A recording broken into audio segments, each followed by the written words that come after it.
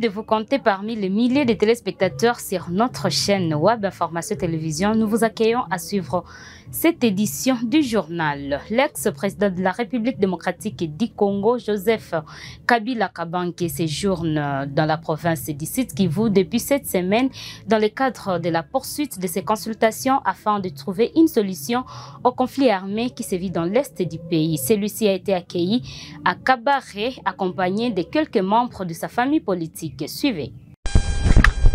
Ce sont là les premières images de l'ancien président de la République démocratique du Congo, Joseph Kabila, dans son domaine des Hongo, à la lisière du territoire de Kabare, ce mercredi 25 juin 2025, depuis l'annonce de sa présence à Bukavu, au Sud Kivu, en début de semaine. Vêtu à l'anglaise, visage grave et rassurant, Joseph Kabila démarre ses consultations avec les forces vives et sociales du Sud Kivu pour dégager des pistes de solutions en vue de sortir le pays de la crise, surtout dans sa partie est. Autorité traditionnelle, représentant de la jeunesse dans toute sa diversité, mouvement citoyen, le Barza intercommunautaire et la Fédération d'entreprises du Congo, FEC, section Sud Kivu, ont été reçus par le Raïs. C'est ainsi le second round de cette démarche patriotique débutée à Goma il y a un peu plus d'un mois. La paix, rien que la paix dans l'est de la RDC, c'était le seul point sur la table de Joseph Kabila, qui s'est longuement apaisanti sur ces 12 propositions faites au peuple congolais pour mettre un terme à la crise en résolvant ses causes profondes. Nous sommes satisfaits parce qu'en fait, nous lui avons fait des propositions pour que la paix puisse revenir le plus rapidement possible dans notre pays. Nous avons aussi félicité du fait qu'à tant Congolais,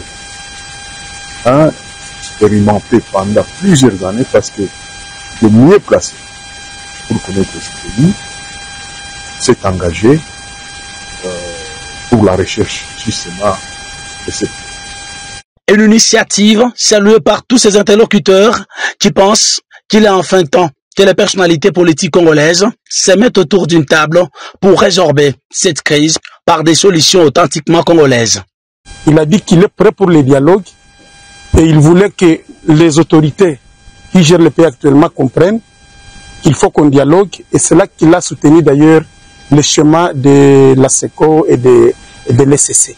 Tout le monde a été d'accord avec sa proposition et il a dit que il peut accompagner cette initiative parce que nous tous nous avons besoin de la paix. Personne ne peut dire qu'il n'a pas besoin de la paix.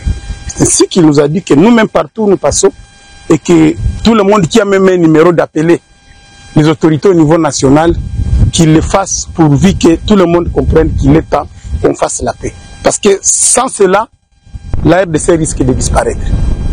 Au pouvoir de 2001 à 2019, Joseph Kabila était parvenu à réunifier le pays, alors divisé, en initiant notamment le dialogue intercongolais de Sun City entre... Dans le même angle des processus de paix, la Cour africaine des droits de l'homme et du peuple vient de se déclarer compétente pour juger l'affaire opposant la République démocratique du Congo au Rwanda ce jeudi 26 juin 2025 à Arusha. Suivez-en les détails. La Cour africaine des droits de l'homme et du peuple vient de se déclarer compétente pour connaître de la requête de la République démocratique du Congo contre le Rwanda et en même temps, elle déclare recevable la dite requête. Contrairement à l'armada des exceptions que le Rwanda avait soulevé, demandant à la Cour de se déclarer incompétente et la requête irrecevable. Cette décision marque un tournant décisif dans la lutte contre l'impunité de l'agression rwandaise en République démocratique du Congo. Dans les jours qui viennent, c'est-à-dire à partir de maintenant, le Rwanda de Paul Kagame a 90 jours pour soumettre à la Cour ses observations sur le fond. Et lorsque cela sera fait, la RDC aura 45 jours pour envoyer sa réplique avant la décision qui interviendra quant au fond. c'est l'occasion pour nous de remercier le leadership éclairé de son Excellence, Monsieur le Président de la République, Félix Antoine Tshisekedi Tshilombo, et sa vision matérialisée par son Excellence, Madame Judith Suminwa Tuluka. Et en même temps, nous remercions et félicitons l'ensemble de nos avocats qui travaillent, qui occupent pour la République dans ces dossiers. Dans le même optique, l'ancien Premier ministre, président du parti Nouvel Élan, Adolphe Muzito, a reçu en audience ce mercredi 25 juin 2025 l'ambassadrice du Pays-Bas en République démocratique du Congo. Ce mercredi 25 juin 2025, la question de la guerre dans l'est de la République démocratique du Congo a été décortiquée après que cet ancien Premier ministre ait insisté sur l'implication du Rwanda dans cette agression. Suivez les reportages.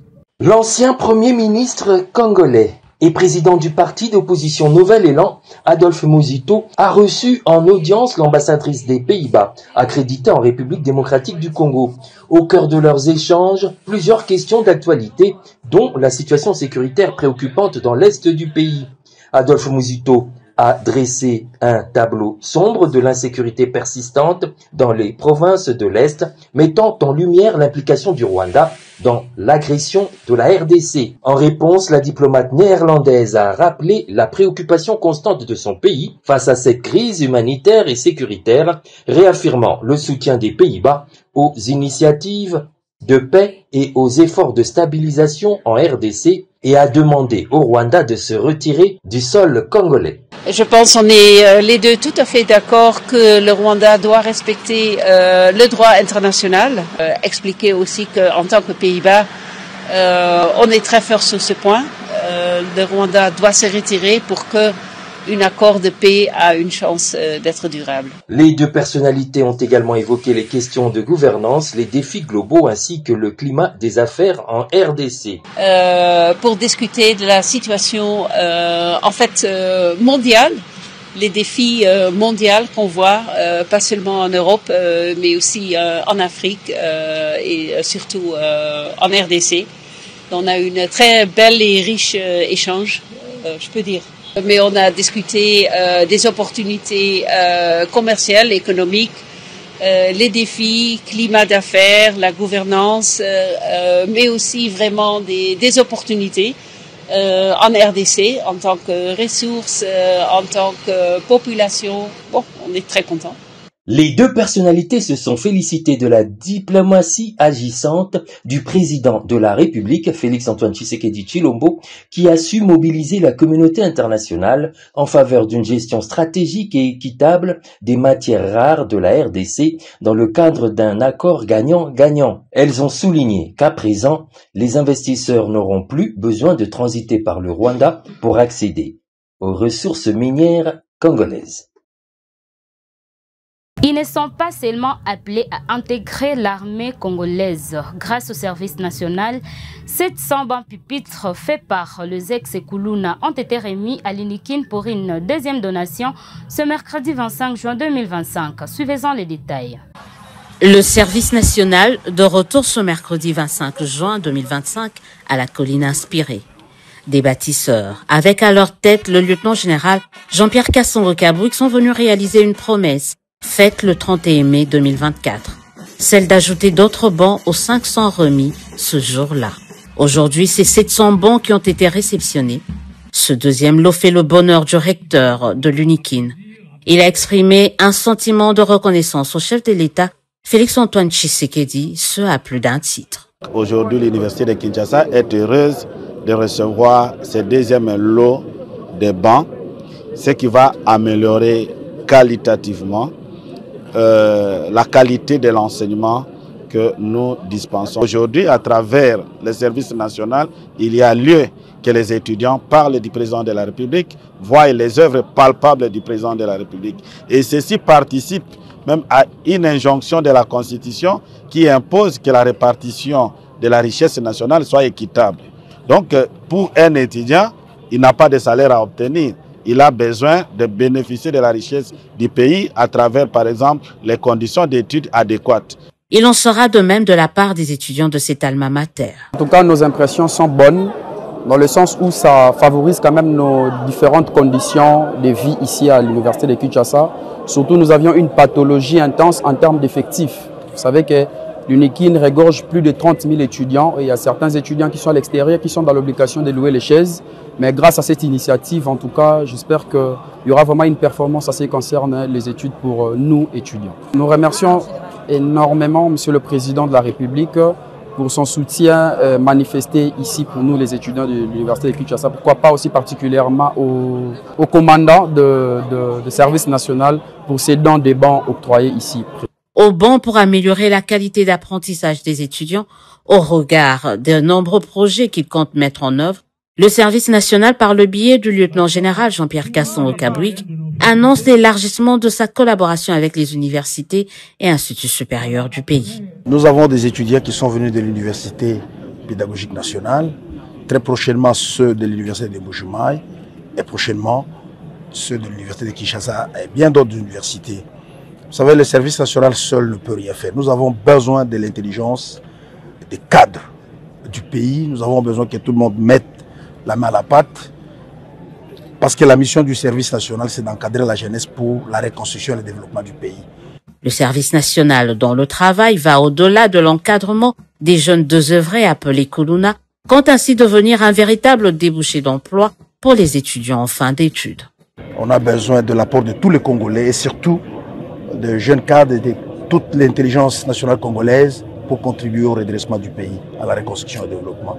C'est la raison principalement pour laquelle nous allons souhaiter la bienvenue aux étudiants des universités pour qu'ils viennent travailler avec nous, qu'ils viennent vivre l'expérience et qu'ils viennent aussi apporter leur pierre à l'édifice de la nation congolaise. En attendant, ce service, bras séculier du développement du pays amorcé par le président de la République, n'exclut pas de revenir à nouveau à l'université de Kinshasa.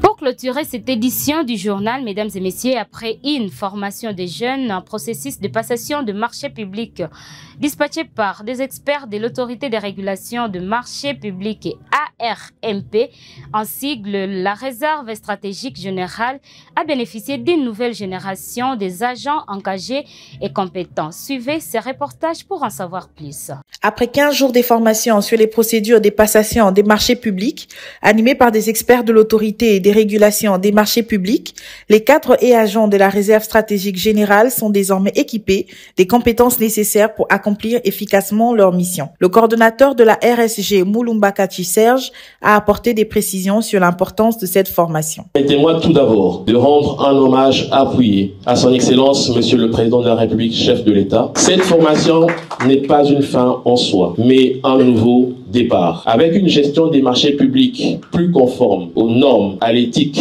et performante. Ensemble, poursuivons avec détermination la transformation de la réserve stratégique générale afin qu'elle soit un modèle de bonne gouvernance et un levier de souveraineté nationale. Pour souligner son intervention, Maître Claude Mbaï, directeur général de l'ARMP, a réaffirmé l'engagement de son service à accompagner la RSG dans ses initiatives. Monsieur le coordonnateur, chers participants, cette formation, loin d'être une simple étape, elle est plutôt un point de départ, en ce sens qu'elle pose des bases solides pour notre future collaboration.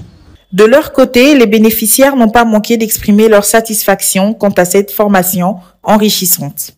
En tout cas, je remercie toute la coordination ainsi que plus particulièrement les coordonnateurs d'avoir eu cette belle initiative de renforcer les capacités des agents et cadres de la réserve stratégique dans ces domaines clés que sont les marchés publics. Cet élément clôture notre édition de ce jour. Merci mesdames et messieurs pour votre attention. On se fixe rendez-vous à la prochaine.